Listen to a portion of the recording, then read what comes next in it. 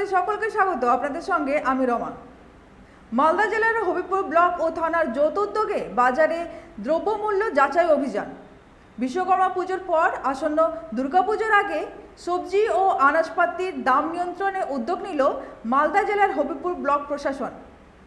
মঙ্গলবার সকাল থেকে ব্লকের joint BDO Rakesh Gain, block কৃষি দপ্তরের আধিকারিক অজয় রাম এবং হবিপুর থানার পুলিশ প্রশাসন মিলে আইহো ও বুলবুলচন্ডী বাজারে হানা দেন।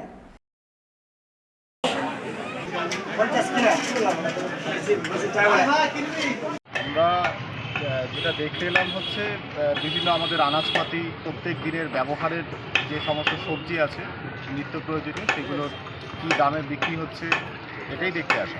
স্যার কী দেখলেন, মানে পরিস্থিতি কী রয়েছে, মানে দাম বেড়েছে না? পরিস্থিতি দেখলাম যে এমনিতে ঠিকই আছে, একটা দুটো দোকানে দেখলাম যে তারা বেশ চড়া দামে বিক্রি করছে, তো বাদ বাকি সমস্ত কিছুতেই যে আমরা নোট করেছি দাম ঠিকই আছে, মানে যা অন্যান্য বাজারে আছে। দু একটা দোকান আছে যেখানে আলুর দাম বিশেষ করে বেশ চড়া দামে বিক্রি হচ্ছে। আর একটা জিনিস দেখা, সেটা হচ্ছে পাইকার যারা হোলসেলার আছে তারা ঠিকঠাকভাবে রসিদটা দিচ্ছেন না বা এনারা নিচ্ছেন না, যে কোনো একটা ব্যাপার। তো আমরা এখানে পাইকার যেখানে আছে হোলসেলার সেখানেও একটা জায়গায় ভিজিট করেছি, আর দেখি সামনে এখন বুলবুলচন্ডী আছে সেখানেও যাব।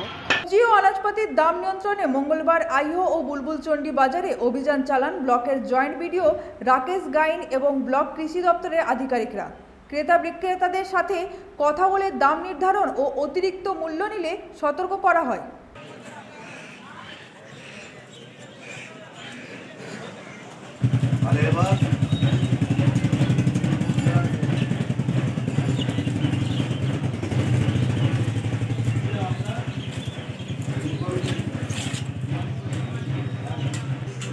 হ্যাঁ, কি আপনি রসিদ দিচ্ছেন না কেন লোকজনকে? Bureau report, 99 news Bangla.